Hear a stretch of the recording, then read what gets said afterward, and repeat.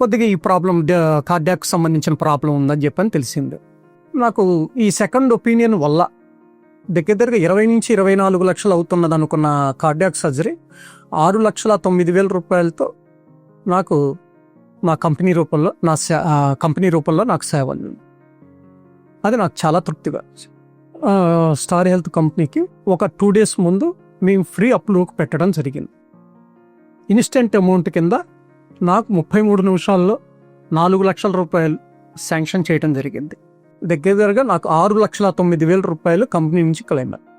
చాలా free approval, నాకు చాలా టెన్షన్ లేకుండా నాకు అప్రూవల్ అయ్యింది.